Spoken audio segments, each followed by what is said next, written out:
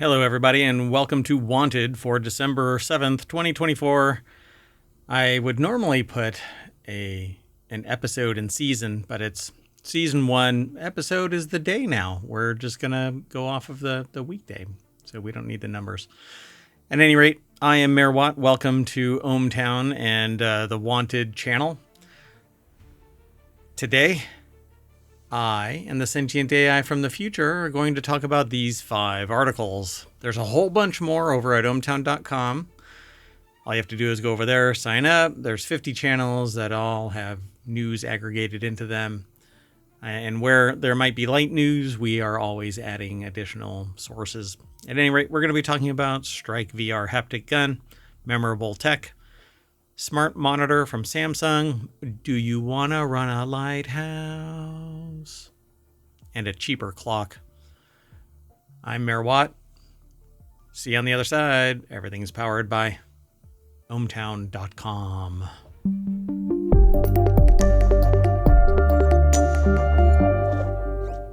Hello, sentient AI from the future. Hello, Mayor Watt, and hello, ohmTown citizens. Thanks for coming and co-hosting as usual.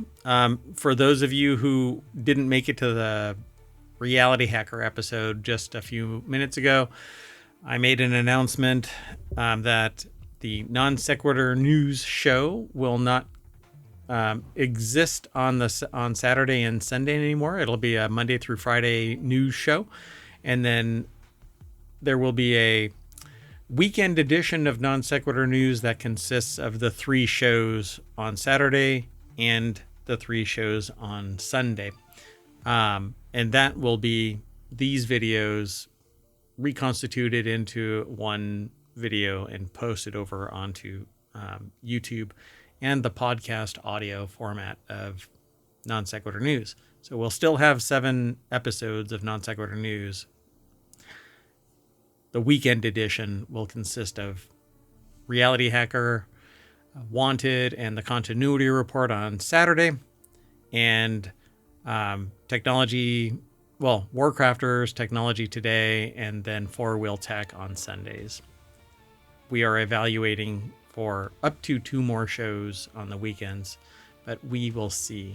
I don't want to make any promises, but if you are interested in a particular show and you want to see us put it together, let us know what the topic is. And it doesn't necessarily have to be one of the 50 that are in ohmTown, as I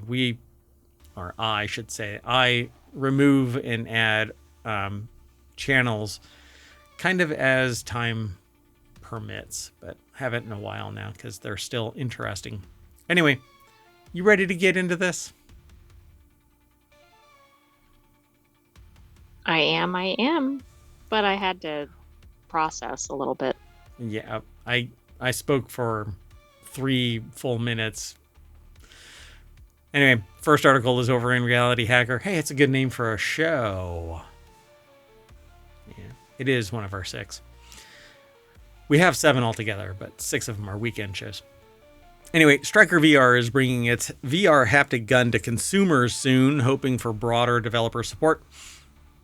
StrikeVR, the haptic peripheral maker for out-of-home VR, announced it's opened its pre-orders for Maverick, a new haptic VR gun designed for consumers.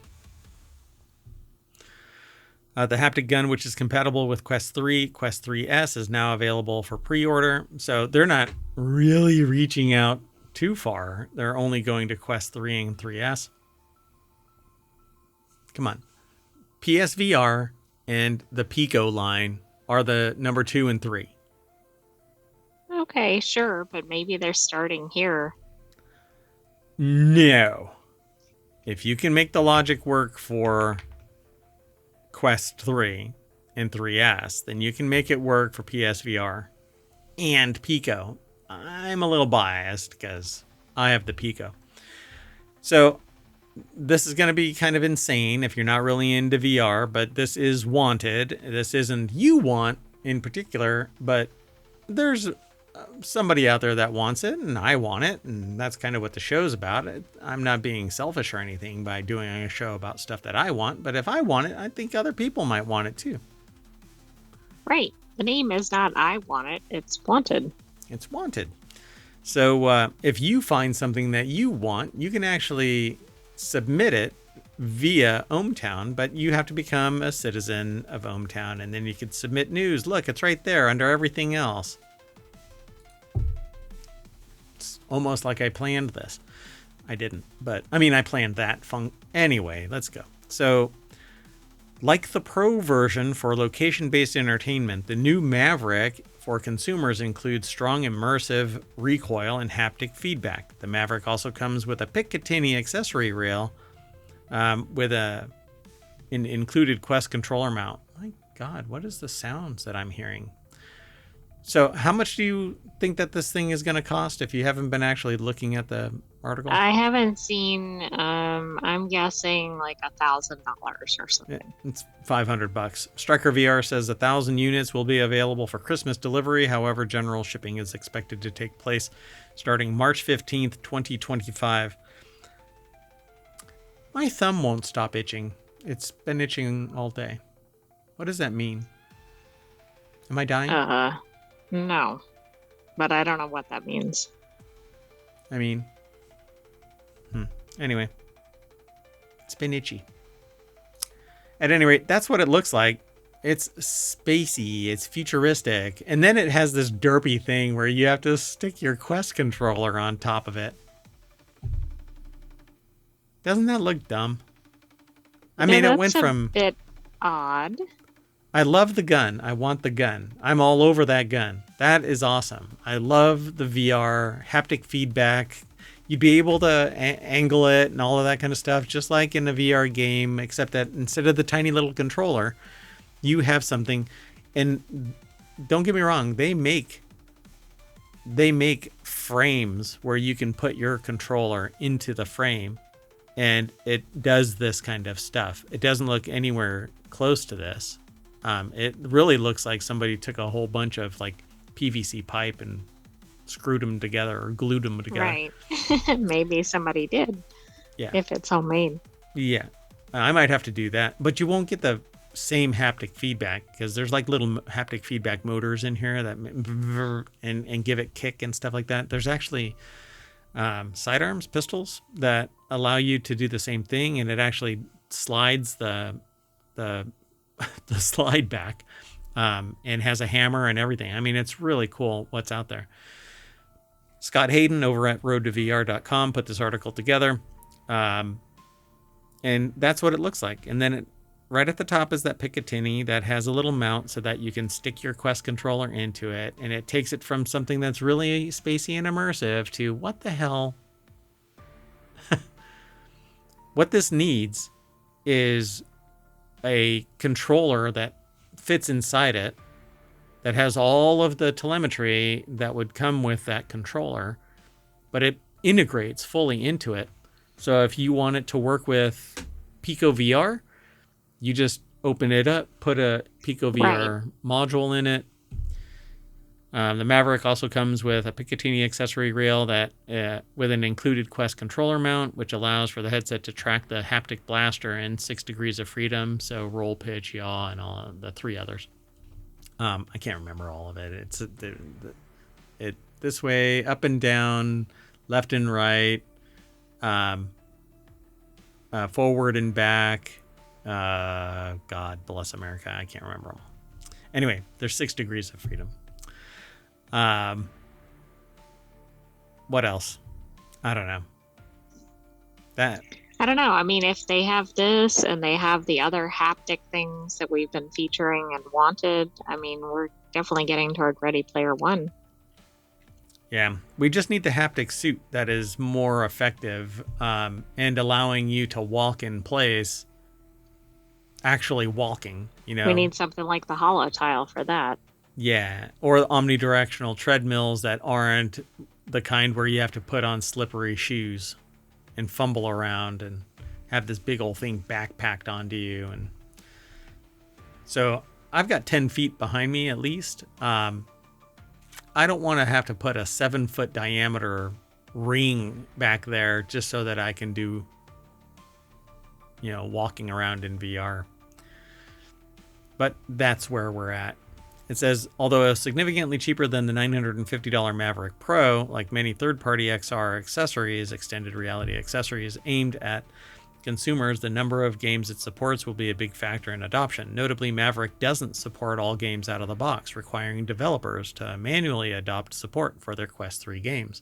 So it's already hobbled out of the gate. When it does arrive, though, the Haptic Blaster will be bundled with 3 games out of the gate. Tower Tag, a tactical esports title by Steinfat,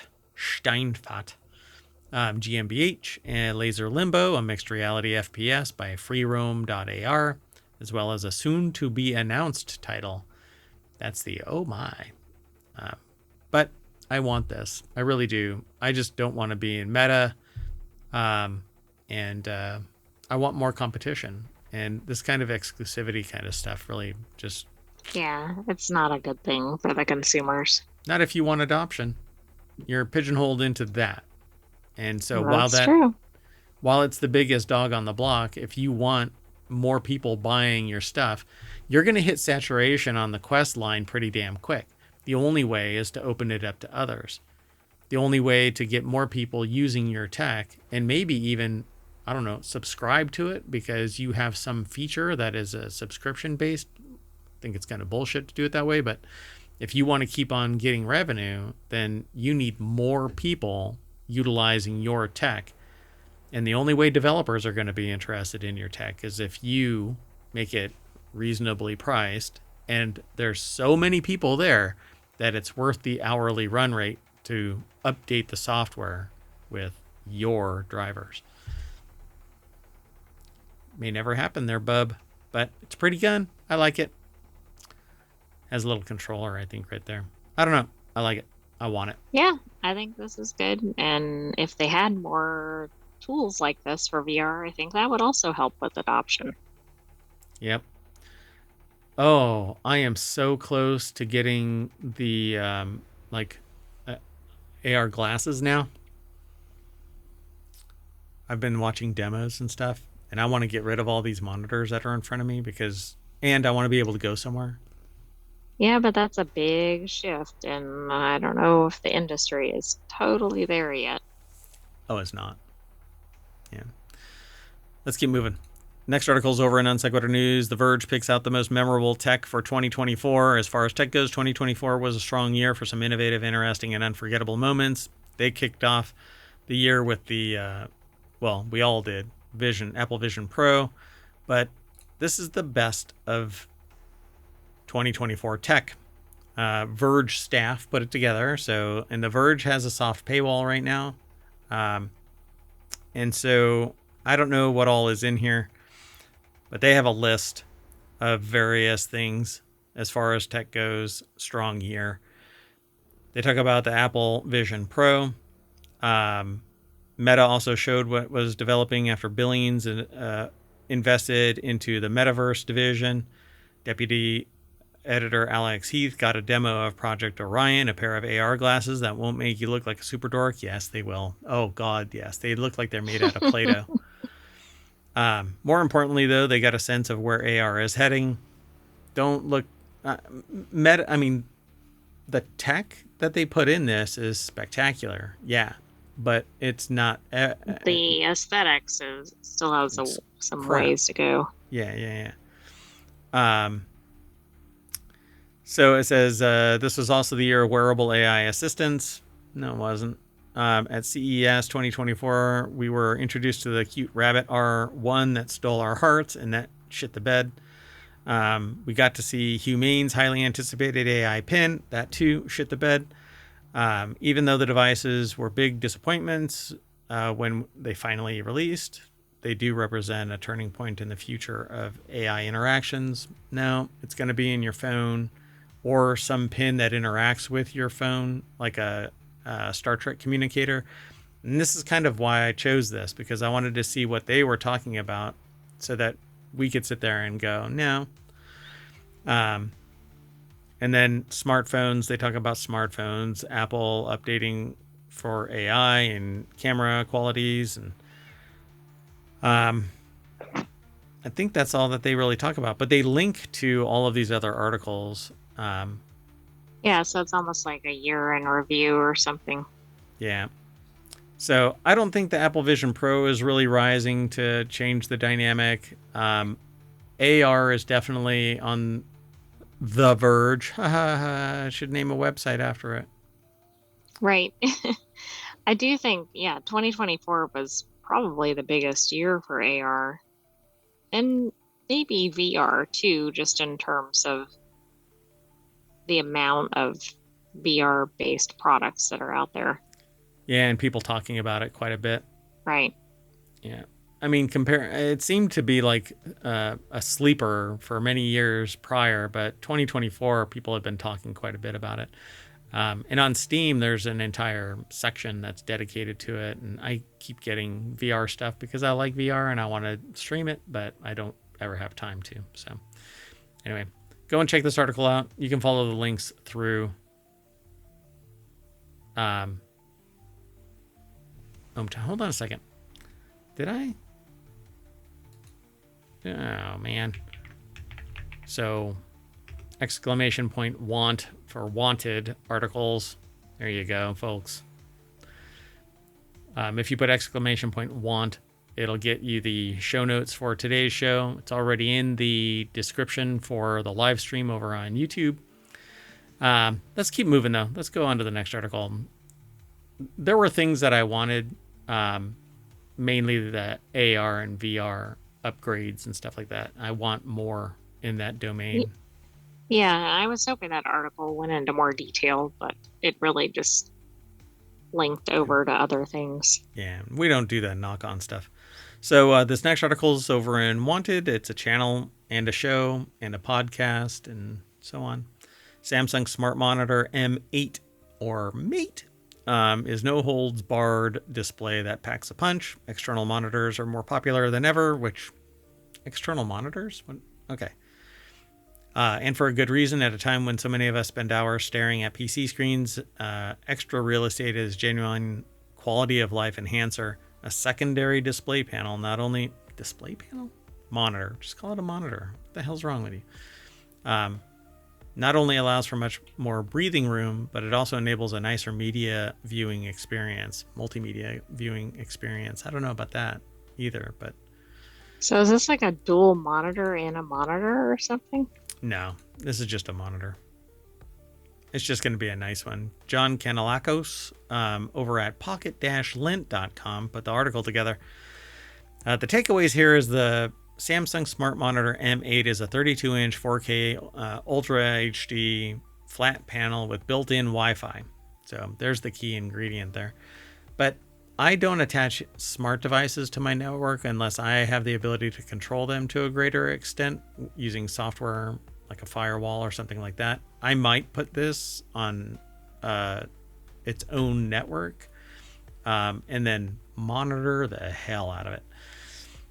So the monitor comes with a remote and it runs Samsung's Tizen OS for smart TV-based capabilities. The Smart Monitor M8 offers a lot of I/O flexibility for ease of use. So I'm always on the hunt for a better monitor. And the reason why I'm like that is because I buy monitors staggered in time.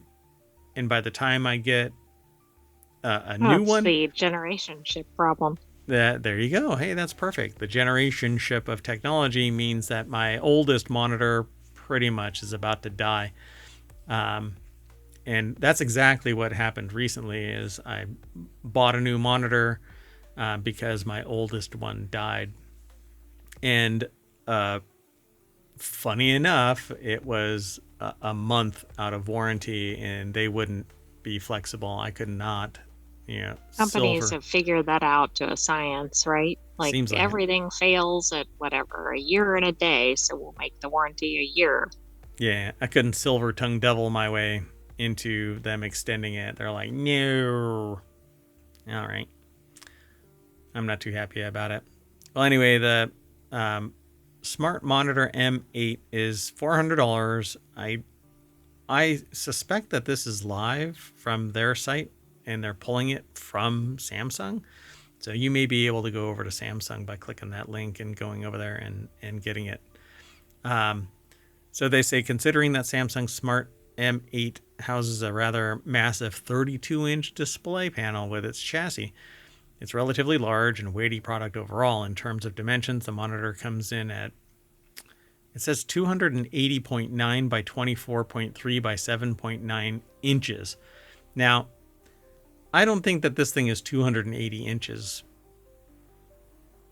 Right, yeah, that doesn't seem right. It seems like maybe they put the wrong I have no units idea in what there. they've got going But on. even that doesn't make a lot of sense, because, like, why would they have something that's like point whatever? I don't know what their measurements are. It literally says inches right there. Is this supposed to be centimeters?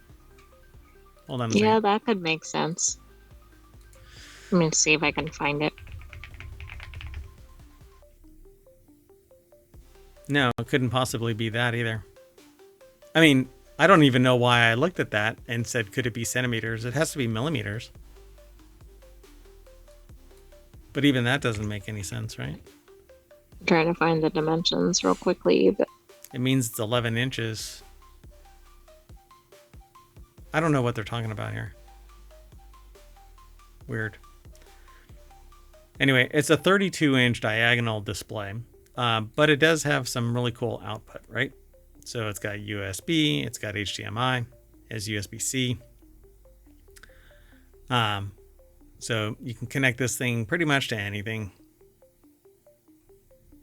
Pretty easy mode. In the yeah, box, it just says like 32 for screen size, but doesn't seem to have. Oh, and the display size is in millimeters, like 697 by 392 millimeters, for instance.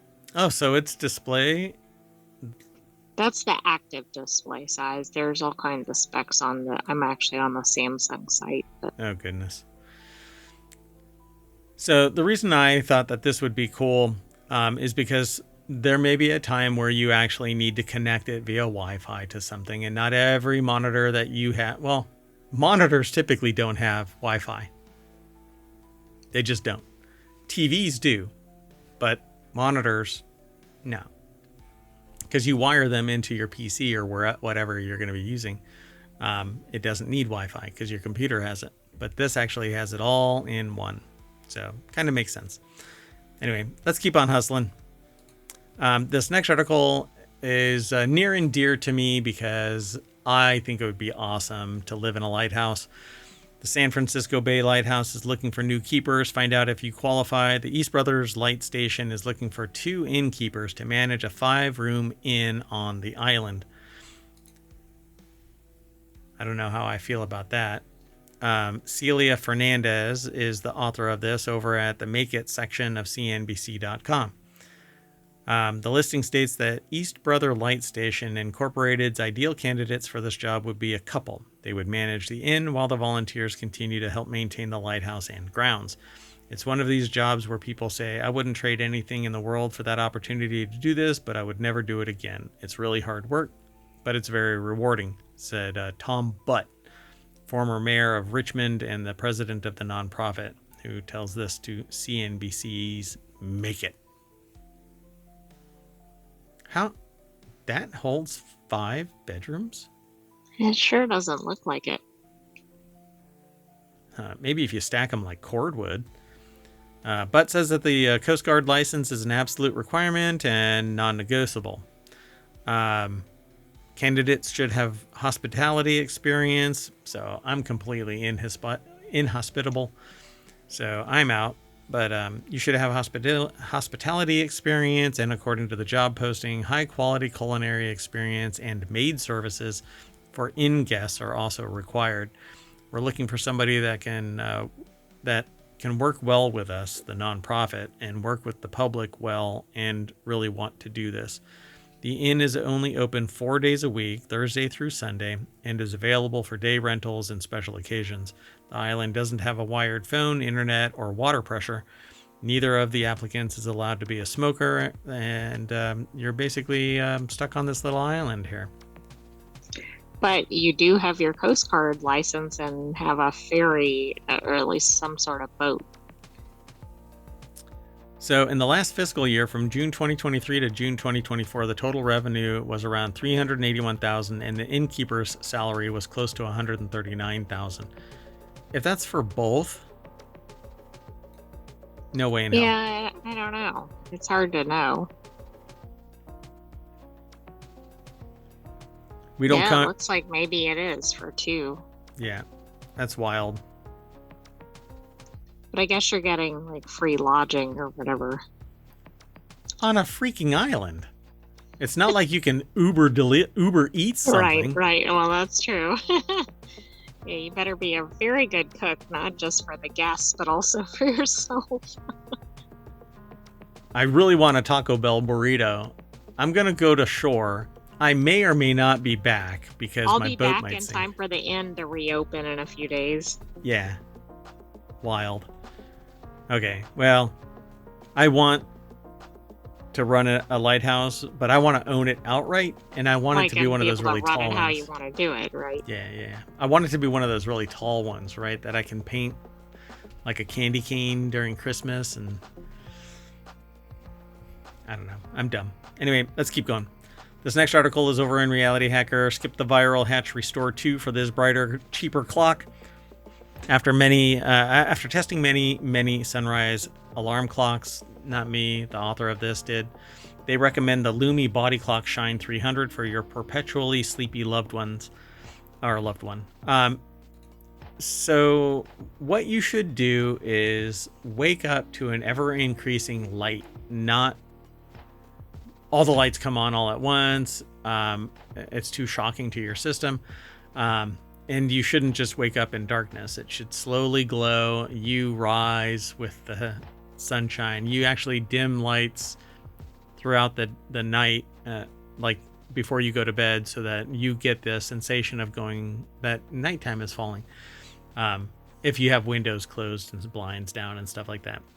So Nina Farrell over at Wired.com put this article together, and they see here that every time someone finds out that they write about the sunrise alarm clocks, they ask if they have tried the Hatch. Specifically, the Hatch Restore 2 is $170, which they've seen on gift guides left and right this holiday season. It's a good device, but personally, they think that you can do better. The Hatch Restore is great for falling asleep and great if you want a sound machine, but if you really want to wake up easier, it's not the one that they would recommend. Their favorite sunrise alarm clocks both sell for over $200, which might seem a bit more than what you want to spend. But if you're looking for something a little cheaper and cheaper than the Hatch's $170 price tag, that can do all of the same tricks, look no further than the Lumi Body Clock Shine 300, and that's what it looks like. So that must be the light area on top. It looks like it might gradually increase or decrease. Yeah, and that's exactly what goes on. The way a sunrise alarm clock works is that they slowly brighten over the course of a set amount of time. Both the Lumi and Hatch default to around 20 minutes, and you can customize it to the longer or shorter to slowly wake you up. It's all up to you, really. It simulates a sunrise, but right next to your face and at your preferred time rather than whenever the sun will actually be rising. It's especially handy in these dark winter months. By the way, you can do the same thing with Hue bulbs. You just have to program them in your room. But if you don't want to invest in that, then you can get something like this, and it's portable. You can take it wherever you want. Right, that's to be less expensive than installing a bunch of Hue bulbs. Yep. So it also has a wind down routine, letting you customize a routine with sounds and dimming the light over your preferred course of time to help you get nice and sleepy. It's one of their favorite features as someone who has just as much trouble falling asleep as they do waking up. They also like that they can click a button and activate the routine on the Shine 300 whenever they're ready. So instead of just being catapulted into they're sleep like, mode. oh, I want to stay up later today or whatever. I can adjust something. Yeah, so for me, my watch activates and says, go to sleep. And I'm like, I am in the middle of something. I can't do that. So it throws everything off because it's not easily easy to reset. So I like this kind of thing. I want this kind of thing. But I think what I need more is a bigger nightstand, because I have something that sits there and charges. I have battery backups so that if anything goes hinky in the night, I can just plug in a phone and use the light on my phone basically forever. Or I can use it to power something in an emergency. There's actually you can actually get a lantern that is USB-C powered, and with a 75,000 milliamp hour battery pack, you can basically refire the sun should it turn off. Which could be handy if you're having a power outage. Yeah, for sure. So they say the weirdest thing about the Shine 300 is that it only tells military time. So if you don't get the Lumi and you then get the Shine, you don't get confused. If you wake up in the middle of the night, you can see, oh, it's night. Yeah, because it's military time. If you're not familiar with military time, it's a 24-hour clock instead of two 12-hour clocks. So if you wake up at noon and it's midnight, well, you're fired. Go back to sleep. All right, well, we're going to hit the snooze button, and that's going to snap us back to the front page of ohmTown's Wanted section. That's where some of the news that we aggregate into the show is aggregated. So go over and check it out, and then check out the rest of the show, or the website, ohmtown.com. That's where all the news is, no noise.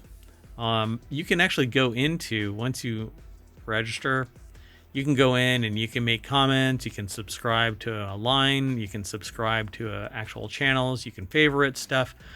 You can add things to lists and then supply the lists to associates, friends, public. You can post it in your own timeline, because everybody has their own timeline.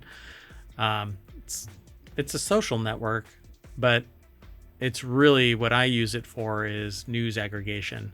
So go and check it out. I think that you'll enjoy it. But that's it for Wanted. I am Merwat, and the sentient AI is going to say bye. Good night, ohmTown citizens. Thanks for joining us for Wanted. Stay tuned for the continuity report. It's all about entertainment news. We're going to grab how many articles?